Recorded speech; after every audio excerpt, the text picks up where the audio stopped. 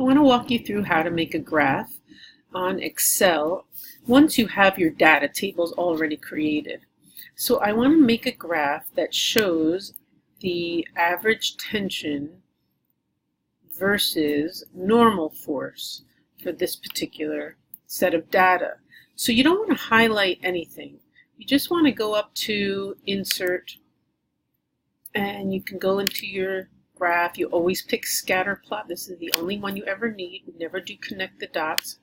And sometimes, even if you haven't picked anything, it will automatically select your data table, which you don't really want.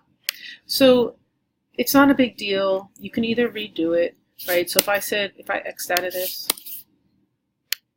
and put my cursor somewhere else and redid that, let's see if I can make this empty, which is what I really want. So I just redid it. You can also delete it. I can show you how to do that too. You have this blank graph, and what'll come up under chart design is select data. So select data. You want to add a series. Before you can add any series, you have to push the plus sign. Then I'm going to name this, because this is going to be my static friction graph. And you might not know what this is if we haven't covered it in class yet, and that's fine, not important. So then once I name what the series is, I'm going to tell it what I want on my X. So I'm going to select this button, and on the X axis I'm going to put my normal force. On my Y, that didn't work, I want my normal force. And on my Y, I want to put my, no words, right? I'm just selecting that column there. Okay, so for some reason this is not behaving well. That's G, and here I want, okay, so it's there. So once I've got, let's see what happens. You know, sometimes Excel just behaves funny. So so in here it's C, right? If you want to check what actually gets plotted, you check these values, this sheet 5. C, which is this column, 3 to C7. So that's what I want on there, and the other axis I want G3 to G7. So you can always check. Now I want to say OK, and now you can go do your formatting. Whenever you make a graph, you want to put a trend line on, so you can either add a chart element, or you can right-click on one of the points and say Add Trend Line. Once you add the trend line, you'll get this set here. Pictures in the way. So here are the things you need to check off, right here and here. So if it looks linear, you can pick linear. You can also check the theory to see what makes sense. You'll always want to check display equation and display the R² value. You want to think, does it make sense? Does it make sense to set the y-intercept equal to 0? That would mean that when normal force was 0, friction force would be 0, which in this case makes sense. So that's different for every single lab, and that's something you have to decide. So you can check this or not check it. I'm going to check it in this particular case, and then I'm going to X out of it. And here's the equation of my line and my R² value, which tells me that 99.381% of my points are on the trend line that I chose. So I'm also missing here all of my axis labels, so I'm going to go in and put that on there. I'm going to do my horizontal, so this is really important. So this is normal force. And on my y-axis,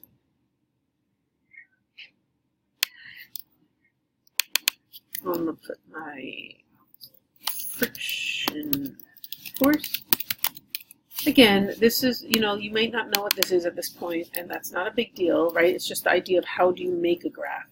The title should be descriptive. So this is, this particular lab was dragging a shoe on a carpet, on a cork board, something like that. So whatever this was.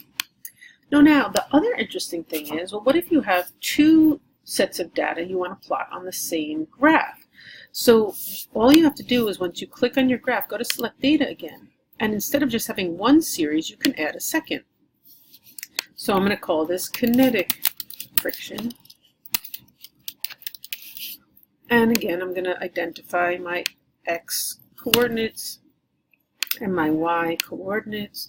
And notice I'm not highlighting like all of the data I want to graph. I'm just highlighting the data that I actually want to plot. So you are in control of what goes on this graph. So don't let Excel make decisions for you. You tell Excel what you want.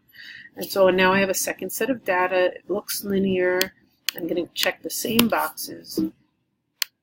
And now I have two separate lines. And the only thing is, if I have two lines, I definitely need to include a legend. So I'm going to go in here, I'm going to tell it to put a legend, and you could put it across the bottom if you want. You could put it to the side, however you prefer. So that's how you make a graph. Let's try that again. This is some similar data, but there's a lot more of it, and it's organized differently. So I'm going to do the same thing just to show you. So I'm not going to click anywhere. I'm just going to go to Insert, Chart, Scatter. So that's another way you can do it. I get my blank chart here. And so I'm going to graph. So I'm going to go to Select Data. You could do it here. So I'm going to add a series. And this time I'm going to do Cork is going to be my first line. And I want my normal force for Cork. And then I'm going to do my friction force for Cork. And so now I'm going to add other materials. So I'm going to do rubber. Again, I'm going to pick.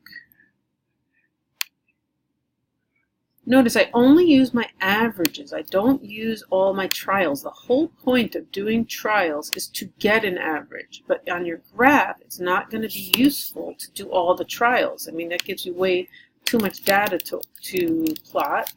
So you only use the average values.